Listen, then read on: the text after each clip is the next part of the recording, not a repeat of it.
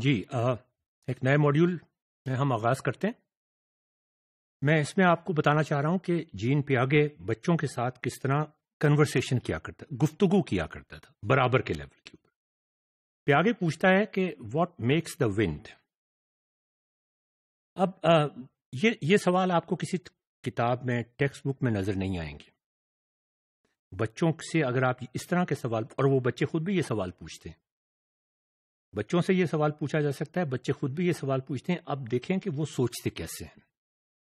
تو اس نے ایک بچی سے یہ پوچھا جس کی ایج 5 تھی. اس نے کہا دا ٹریز، درختوں کی وجہ سے. ہوا چلتی ہے درختوں کی وجہ سے. اب آپ دیکھیں کہ پیاگے نے اس کا کیا جواب دیا. اس نے اس کو شٹ اپ کال نہیں دی، اس نے اسے رانگ نہیں کہا، اس نے اسے غلط، اس نے کاٹا نہیں لگایا. اس نے اسے کنورسیشن میں انگیج کرنے کی کوشش کی. He wanted to know why. یہ وائی والی بات جو تھی نا، کہ آخر وہ اس بچے کے دماغ کے پروسیسز کو جاننے کی کوشش کر رہا تھا جس کی وجہ سے اس نے یہ بات کی. جولیا سے اس نے پوچھا، پیاگے نے، how do you know? Why and how, بہت امپورٹنٹ چیز. جولیا نے کہا I saw them waving their arms. اچھا، اب یہ ناظرین بڑی مزے کی بات ہے. درختوں کی وجہ سے درخت ہل رہے ہیں یا درختوں کے ہلنے کی وجہ سے ہوا چل رہی ہے؟ کوئی بھی انٹیلیجنٹ آدمی ان دونوں چیزوں کو کنفیوز کر سکتا ہے. اس پہ مزید سوچنے کی ضرورت ہے. آپ یہ نہیں کہہ سکتے کہ اس نے غلط جواب دیا. اس نے دیکھا کہ جب ہوا چلتی ہے تو درخت ہل رہے ہوتے ہیں. وہ یہ بھی کہہ سکتی تھی کہ میرا آبزرویشن یہ ہے کہ جب درخت ہل رہے ہوتے ہیں تو ہوا چل رہی ہوتی ہے. یہ دونوں باتیں کہنے کا ایک ہی بات ہے. اصل میں مختلف رخ ہیں، مختلف ڈائریکشن سے ہم ایک بات کو اپروچ کرنے کی کوشش کر رہے ہیں.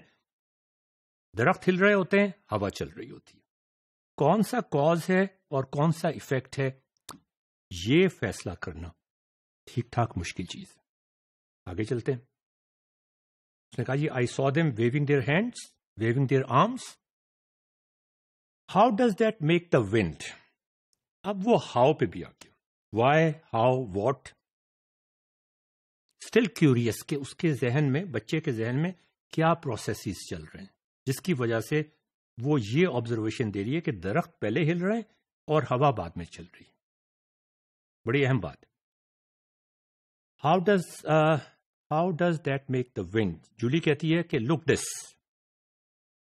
waving her hand in front of Piaget's face. Only they are bigger and there are lots of trees. یوں ہاتھ سے اس کے منہ پہ کر کے دیکھتی ہے.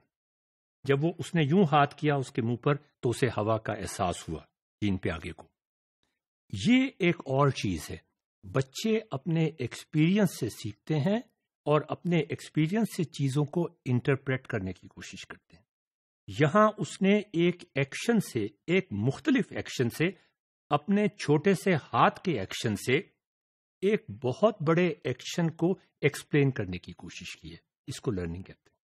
جواب غلط ہے یا صحیح امپورٹنٹ نہیں ہے، لیکن یہ چیز آپ دیکھیں کہ اپنے منہ سے ہاتھ سے کو ہلا کے اس نے ایک بہت بڑے فینومینا کو، جب ہوا چلتی ہے، جب آندھیاں آتی ہیں، جب ٹورنیڈوز آتے ہیں تو کتنی تباہی مچتی ہے، بہت پاور ہوتی ہے، بہت انرجی ہوتی ہے. اس کے چھوٹے سے ہاتھ نے اس سارے فینومینا کو ایکسپلین کرنے کی کوشش کی.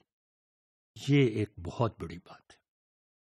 پیاگے نے اس سے یہ کام کروا لیا کہ ایک بچی نے ایک ایسا ایکسپیریمنٹ اس کے سامنے کیا اور جس کی انٹرپریٹیشن سے، جس چھوٹے سے ایکسپیریمنٹ سے اپنے چھوٹے ہاتھ کو استعمال کرتے ہوئے ایک ایسا ایکسپیریمنٹ کیا جس سے بہت بڑے فینومینا ایکسپلین ہو جاتے ہیں. غلط صحیح کی بات چھوڑ دیں. یہ ٹیکنالوجی کے ذریعے سے ہم کر سکتے ہیں. پیڈاگوجی یہ کہتی ہے کہ ایکسپیرینس سے بچوں کو سمجھنے اور سمجھانے کا موقع دیں. تو اس نے what makes the wind on the ocean. اب ناظرین آپ یہ مجھے بتائیے کہ اس نے یہ سوال کیوں پوچھا؟ سمندر میں ہوا کیسے چلتی ہے؟ ابھی تو وہ پوچھ رہا تھا کہ ابھی تو بات درختوں کی ہو رہی تھی. درختوں کے ساتھ یہ کیسے کنیکٹ ہوتا ہے؟ اس بچی کے جواب کے ساتھ یہ چیز کیسے کنیکٹ ہوتی ہے؟ سمندر میں ہوا کیسے چلتی ہے؟ سمندر میں ہوا چلتی ہے، ہاں بہت تیز چلتی ہے، بچوں کو بھی پتہ ہے. طوفان آتے ہیں، انہوں نے تصویریں دیکھی ہوئی ہیں طوفانوں کی، انہوں نے فلمیں دیکھی ہوئی ہیں طوفانوں کی. جب سمندر میں طوفان آتے ہیں تو کتنے خوفناک ہوتے ہیں، کتنی تیز ہوا ہوتی ہے اور سمندر کی لہریں کتنی اونچی اٹھ رہی ہوتی ہیں. لیکن اس نے یہ سوال کیوں پوچھا؟ بڑا اہم سوال. He was trying to create a cognitive disequilibrium. اور یہ کئی دفعہ پیاگے نے اپنی تھیوری میں ایکسپلین کرنے کی کوشش کی، اور میں اس کے بارے میں تھوڑا سا آپ کو بتا دوں اب اسی چیز کے بارے میں. پہلی بات، بچی کی ہوا کیسے چلتی ہے؟ درختوں سے چلتی ہے. درختوں سے کیسے چلتی ہے؟ ایسے چلتی ہے. سمندر میں کیا ہوتا ہے؟ وہاں ہوا کیسے چلتی ہے؟ سمندر میں درخت نہیں ہوتے. اب کیا ہوگا؟ اب یہ ہوگا کہ ایک کوگنیٹو ڈس ایکویلبریم پیدا ہوگا. Piaget's concept of constructivism relate to his studies of how knowledge is internalized and how people learn. Humans, according to Piaget, internalize knowledge through experience and make sense of these experiments through adaptation of involving processes of assimilation, accommodation, equilibrium, and disequilibrium. It is through these three processes that we learn, outgrow some ideas and adopt new ones. اب دیکھیں وہ بچی کس طریقے سے اپنے غلط خیال کو آؤٹ گرو کرنے کی کوشش کرے گی. اس سے اس کے ذہن میں ایک پریشانی پیدا ہوگی، امید ہے کہ ہوگی، کہ یار درخت تو وہاں پر نہیں ہوتے سمندر میں، پھر وہاں ہوا کیسے چلتی ہے؟ یہ چیز اس کو اپنی ارلی تھیوری کو کنٹراڈکٹ کرنے کی کوشش کرے گی اور اس کے ذہن میں ایک پریشانی پیدا ہو جائے گی. یہ پریشانی اور یہ ٹینشن بہت ضروری ہے. آپ کے اندر جھنجھلاہٹ پیدا ہو، آپ کے اندر ٹینشن پیدا ہو، آپ اٹھ کے چلنا پھرنا شروع کر دیں. کلاس روم میں بیٹھنا بڑی مشکل بات ہوتی ہے. جب آپ کو یہ پریشانی ہوتی ہے، آپ کا دل چاہتا ہے آپ اٹھ کے چلنا شروع کر دیں. An instructor, for example, seeks to stimulate conceptual change by challenging a student's existing concepts in order to create cognitive disequilibrium. یہاں اس نے کس طرح سے cognitive disequilibrium کریٹ کیا؟ ایک پریشانی پیدا کی بچے کے لیے، بجائے اس کے کہ کہتا کہ یہ جواب غلط ہے اور اس کا صحیح جواب یہ ہے. The student will try to restore equilibrium.